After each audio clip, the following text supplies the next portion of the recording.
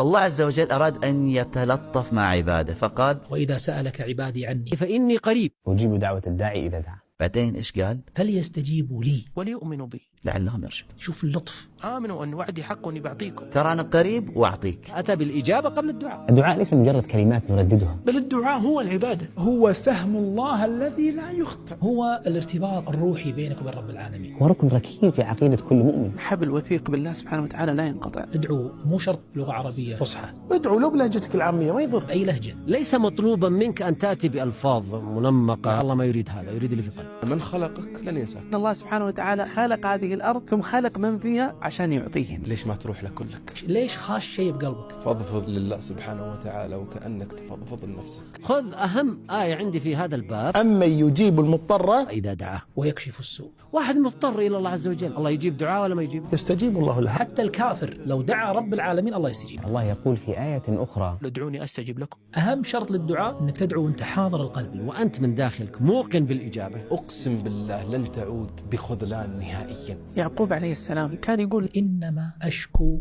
بثي وحزني إلى الله وأعلم من الله ما لا تعلمون. ما أشكي لكم هذا، إنما أشكو إلى الله، إلى الله فقط إلى الله. فحلو لما الواحد يودع لله شتات أمره. يا حي يا قيوم برحمتك أستغيث أصلح لي شأني كله ولا تكلني إلى نفسي طرفة عين. شوف طرفة العين هذه الرمشة. ما أجمل أنك تطلب الله بيبانها مشرع عليك 24 ساعة. إن الله حي كريم. لا يستحي إذا رفع أحدكم يديه أن يردهما صفرا. خائبتي. والوحيد اللي المفروض ما تتكلف في طلبه. الله سبحانه وتعالى يحب العبد اللحوح. شاني لحوح. لما أنت هذا الدعاء تلح فيه يوميا تطلب الله سبحانه وتعالى بنفس هذا الدعاء بدون تكلف. ادعو الله بأسمائه. ولله الأسماء الحسنى فادعوه بها. اطلب الله تشهد بأسماء العظمى. فهو الوهاب، العزيز، الحكيم، المعطي، الرزاق، العليم، الكريم، القوي، القادر، الجواد، الغني. فيا غني أغنني، يا كريم أكرمني، يا جبار اجبرني، يا قوي قوني. يا رب الفضل فضلك والرزق رزقك. يا رب ارحمني في هذه واعطني اياها فأنت الكريم الجواد الرازق الواسع. يا رب الآن أنا بين يديك. أنا مالي من تصريف الدنيا شيء، أنت اللي أعطيتني. يا رب كيف ما قلت. فيا ربي تكفى يا ربي. يا رب أنت وأنا أنا. الله سبحانه وتعالى يغضب من العبد إذا لم يطلبه. الله يجي ينزل في الثلث الأخير يقول: هل من داع فأستجيب له. إما أن الله عز وجل ويعطيك دعوتك اللي أنت دعوتها بالضبط، وإما أن يصرف عنه من السوء مثله. طيب الأمر الثالث